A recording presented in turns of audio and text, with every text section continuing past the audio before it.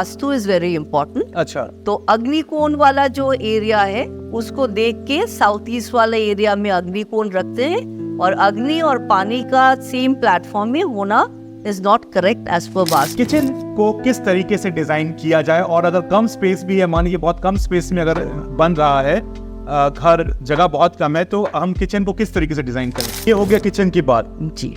अब मैडम अगर मान लीजिए कोई अपना बेडरूम बना रहा है और शहरों में जगह बहुत कम है, जैसे मैंने आपको पहले ही बताया कि बहुत कम जगह होती है, किस तरीके से वो अच्छा बेडरूम बना सकता है, किन बातों का ध्यान रखें? किचन का बात पहले कर रहे थे। किचन का लाइटिंग जो जिस टाइप का होगा, बेडरूम का लाइटिंग टोटली डिफरेंट होगा। अच्छा, बेडरूम का लाइटिंग आप एम्बिएंट लाइटिंग कर सकते हैं। आपको वार्म लाइट चाहिए, आप टेबल लैंप्स भी रख सकते हैं, स्टैंडिंग लैंप्स रख सकते हैं, हैंगिंग लैंप सब कर सकते हैं। दोस्तों, क्या आप एक नया घर बनाने की सोच रहे हैं लेकिन जगह बहुत कम है या फिर बजट बहुत कम है?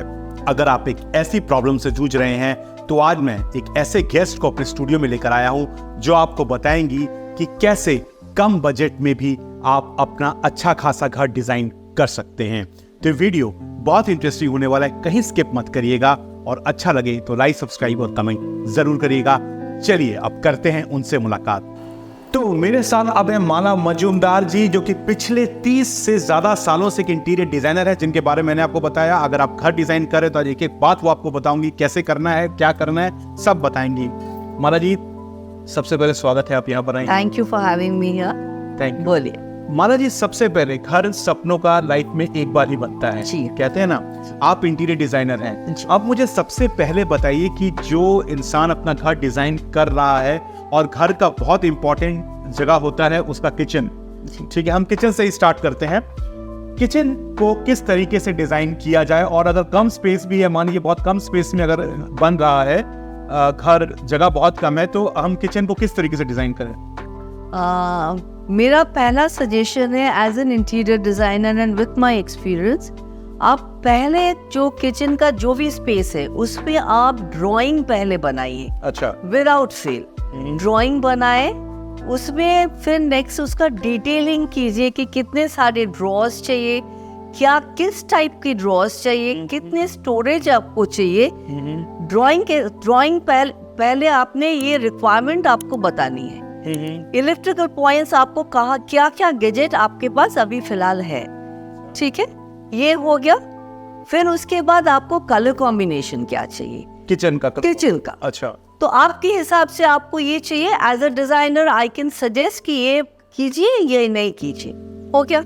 उसके बाद क्या है कि एक बार ड्राइंग बनने के बाद आपका कितने ड्रॉर्स, एक 3 डायमेंशनल ड्राइंग जब बन जाता है तो एकदम क्लियर हो जाता है कि किचन बनने के बाद आपका एग्जैक्ट कैसे लगेगा।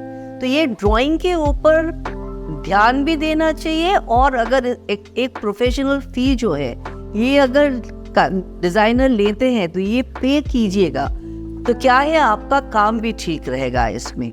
और मैं यहाँ बोलूँ कि किचन का वास्तु इज वेरी इंपॉर्टेंट। अच्छा, तो अग्निकोण वाला जो एरिया है उसको देख के साउथ ईस्ट वाले एरिया में अग्निकोण रखते हैं, और अग्नि और पानी का सेम प्लेटफॉर्म में होना is not correct as per vastu, तो उसमें ध्यान रखना चाहिए। अग्नि और पानी एक जगह ना हो, मतलब जहाँ पे हम खाना बना रहे हैं क्या वहाँ पे वॉश बेसिन साथ में नहीं होना चाहिए ऐसा? थोड़ा सा अगर एल काउंटर आप किए तो साउथ ईस्ट में अगर आपका हॉब है तो पानी वाला जो सिंक एरिया है उसको दूसरा डायरेक्शन में लेके जाइए। अच्छा, ये हो गया किचन की बात जी। अब मैडम अगर मान लीजिए कोई अपना बेडरूम बना रहा है और शहरों में जगह बहुत कम है, जैसे मैंने आपको पहले ही बताया कि बहुत कम जगह होती है, किस तरीके से वो अच्छा बेडरूम बना सकता है, किन बातों का ध्यान रखें? बेडरूम में फर्स्ट जो है कि आपको ये, फिर मैं कहूंगी कि पहले डिजाइन कीजिएगा। बेड का साइज है, आपका रिक्वायरमेंट क्या है कि आपको साइड टेबल्स चाहिए, वार्डरोब किस टाइप का चाहिए, वार्डरोब के अंदर का डिवीजन किस टाइप का चाहिए, ये सब एक्चुअली पहले से ही सोचना चाहिए। एक बेडरूम में लंबा मिरर होना चाहिए, उसका प्लेस, क्योंकि अगर आप सूट्स पहनेंगे, साड़ी पहनेंगे, जो भी पहनेंगे, you would like a full view, तो उसका प्लेसमेंट कैसा होना चाहिए।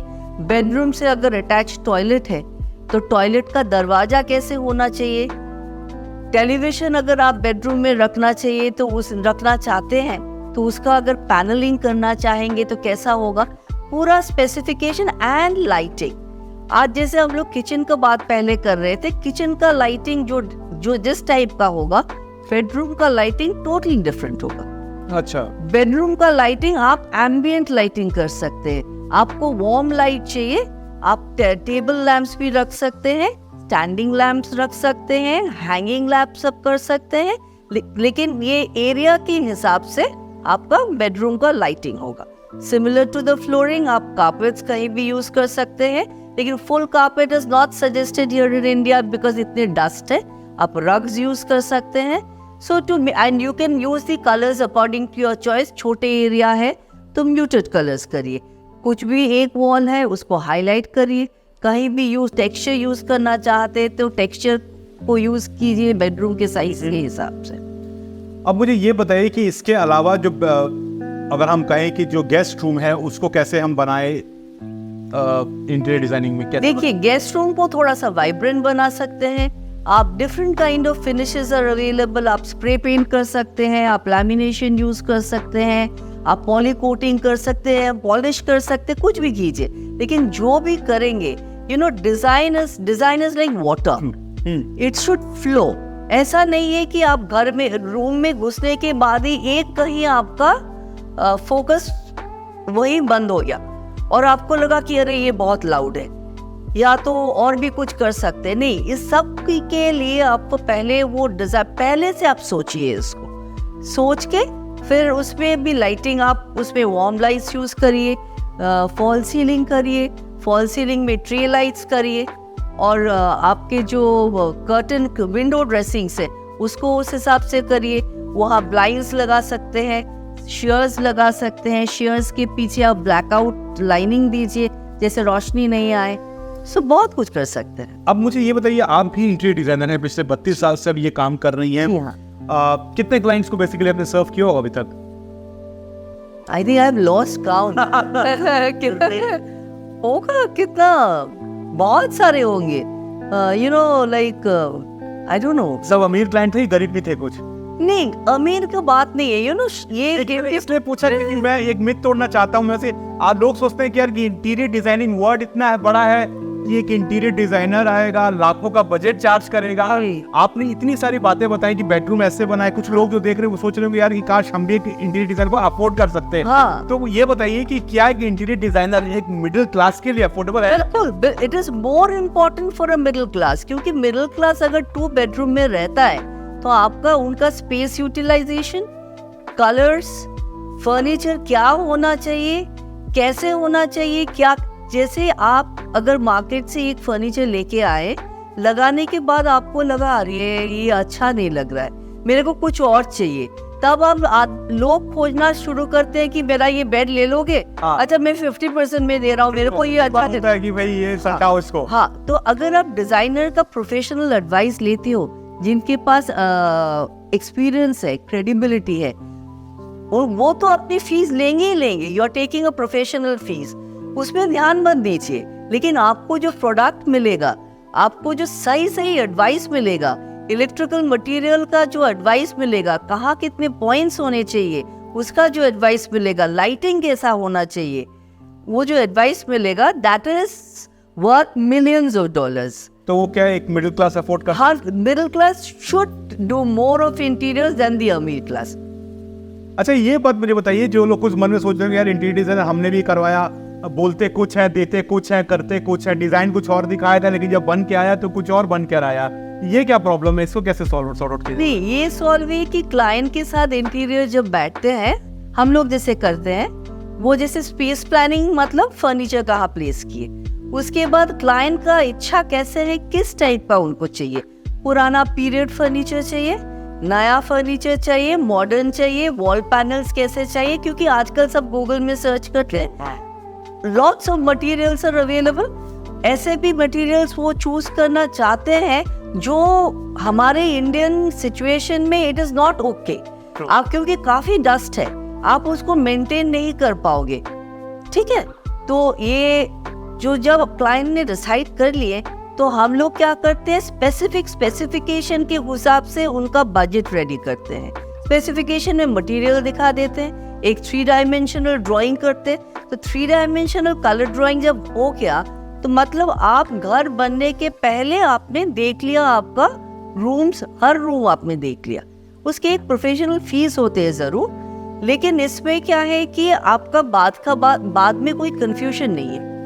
आप यू आर क्लियर, उसके हिसाब से बजट हो गया, आप टाइम फ्रेम्स का आप डिसाइड कर लिए। तो एकदम अगर ऐसा हुआ तो कभी भी गड़बड़ नहीं हो सकता। I have been working for so many years, I have never face this problem कि डिजाइन दिखाया कुछ है और बनाया कुछ है। हाँ, और मैडम अंग्रेजी बोल रही, इसका मतलब ये नहीं कि महंगी है, आप अफोर्ड कर सकते हैं, है ना मैडम, क्योंकि बंगाली है तो कभी कभी अंग्रेजी यूज करती है, तो इसका मतलब नहीं कि वो महंगी है, घबराइए नहीं, आप अफोर्ड कर पाएंगे लोग। आप बिल्कुल मैं आपका नंबर वैसे स्क्रीन पे दे दे आप, कि कुछ अंग्रेजी सोच के डर जाएंगे भाई। नहीं ऐसा बात नहीं है, ऐसा बात नहीं है, हम तो भाई ठेठ हिंदी बोलते हैं, सीधा सा बात है। तो there is nothing to fear, लेकिन अंग्रेजी निकल गया। बट मैडम अफोर्डेबल है। मैडम ये बताइए कि जो घर छोटे हैं, अगर एक इंटीरियर डिजाइनर का हेल्प लिया जाए तो क्या उनकी जो जगह है वो क्या प्रॉपर्ली यूटिलाइज हो सकती है? 100%, क्योंकि ऐसा हम लोगों ने देखा है कि फर्नीचर का साइज उन लोग जो चूज कर लेते हैं, जैसे मार्केट से उठा के ला रहे तो कस्टमाइज नहीं कर रहे, तो वो साइज कभी कभी मैच नहीं करता है। आप दरवाजा से अंदर गए और आपको ठोकर लग गया, तो फिर टेबल को थोड़ा सरका दिया, अच्छा ठीक है, काफी टाइम आप वैसे फील करेंगे, क्योंकि that is a product which is not suitable for that space, ठीक है ना। तो आप अगर इंटीरियर से एडवाइस लिए तो वो क्या है कि वो एग्जैक्ट क्या फर्नीचर आपको सजेस्ट करेंगे जो आपके लिए करेक्ट है। बिल्कुल, और मैं आपको नंबर स्क्रीन पे दे रहा हूँ जी, जो अगर किसी को नंबर आपको ले सकता है। मुझे चलते चलते ये बताइए कि ऐसी कौन सी गलतियां हैं, मे बी 4 या 5 गलतियां, जो एक नया बंदा जब वो इंटीरियर डिजाइनर करवाने की सोचता है वो गलतियां करता है। देखिए, एक तो है पहला कि लोग बोलते हैं डिजाइन का दरकार नहीं है, प्लानिंग का दरकार नहीं है, मैं फोटो दे रहा हूँ आप ऐसा बना दीजिए। तो फोटो में तो आपको साइज नहीं मालूम। हाँ, सही बात है। तो मेरे को तो जो बनाना है आपके घर के साइज के बनाना है, तो हमने ऐसा एग्जैक्ट रेप्लिकेट किए, लेकिन शायद वो आपके घर के लिए सूटेबल नहीं है। तो डिजाइन में डिजाइन होना चाहिए। 1, इलेक्ट्रिकल मटेरियल जो यूज हो रहा है वो अगर जमीन के नीचे से जा रहा है, कंसील हो रहा है, मोस्टली कंसील होता है, उसका क्वालिटी चेक करना चाहिए। उसका क्वालिटी शुड बी गुड, क्योंकि आप एक बार इंस्टॉल कर दिए, उसका अगर आप सस्ता ढूंढते क्वालिटी चेक घंटिया ढूंढ लिए तो आपको बाद में करना पड़ेगा। ये एक है। हार्डवेयर आप जो चूज कर रहे हो कि वेरियस कंपनी का हार्डवेयर है, लेकिन जो हार्डवेयर यूज करिए जिसका मेंटेनेंस कम है। आज आपको लगेगा कि थोड़ा सा मेरे को महंगा पड़ रहा है, लेकिन जैसे आपने, मैं एक एग्जांपल दे रही हूँ, जैसे आपने ग्लास का स्लाइडिंग दरवाजा बनाया, तो ग्लास और नीचे एक चैनल लगा दिया, तो आज तो स्मूथ चल रहा है, नया है। कल अगर ग्लास का वेट कैलकुलेट करके चैनल का थिकनेस आपने कंसीडर अगर नहीं किया है, आज नहीं तो कल वो ग्लास चैनल नहीं चलेगा, क्योंकि चैनल बैठ जाएगा। आप कैबिनेट के अंदर जो हार्डवेयर यूज करते हैं किचन में, वो आप 304 स्टील नहीं लेके सस्ता वाला लिए हैं, कुछ दिन बाद जंग लग गया, उसको फेंक के आप फिर नया ले रहे हो, तो आपका डबल खर्चा। बढ़िया एक बार, घटिया बार बार। बिल्कुल। तो ये कुछ बातें थी जो बताया, और बहरहाल में इनका नंबर भी स्क्रीन पे दिए जा रहा है। उनको बुलाने का मकसद यही था कि कम बजट में आप एक महल हो सपनों का कैसे बना सकते हैं। आपका घर भी किसी महल से कम नहीं है जो जिंदगी में एक ही बार बनता है। बहरहाल madam, thank you for coming, आपने इतना समय दिया, बताया। आपका नंबर स्क्रीन पर है, कोई बात करना चाहे जरूर बात करिएगा। Thanks for coming. Thank you so much. तो आपने देखा, माला जी ने बताया कि कैसे आप कम बजट में भी अपने घर को अच्छा खासा डिजाइन कर सकते हैं, इंटीरियर डिजाइनर की सर्विसेज ले सकते हैं। और एक जो भौकाल बना हुआ है हमारे दिमाग में कि इंटीरियर डिजाइनर तो बहुत महंगा होता है, वो मिथ, वो कलर जो थॉट था, वो उन्होंने आज तोड़ा है। बहरहाल उनका नंबर स्क्रीन पे दिया गया है, आप जरूर उससे कनेक्ट करिए, और घर बना रहे हैं तो उनका मशवरा जरूर लीजिए। और इसके साथ साथ अगर आप रियल एस्टेट में कदम रखना चाहते हैं, क्योंकि वो भी जमीन से जुड़ा है, रियल एस्टेट कंसल्टेंट बनना चाहते हैं और लाखों रुपए महीना कमाना चाहते हैं, तो उसका वीडियो का लिंक यहाँ दिया गया है, जाइए उस वीडियो को भी जरूर देखिए। ये वीडियो आपको पसंद आया होगा तो इसे लाइक करिए, सब्सक्राइब करिए, कमेंट करिए। ऐसे मिलेंगे आपसे एक और वीडियो में।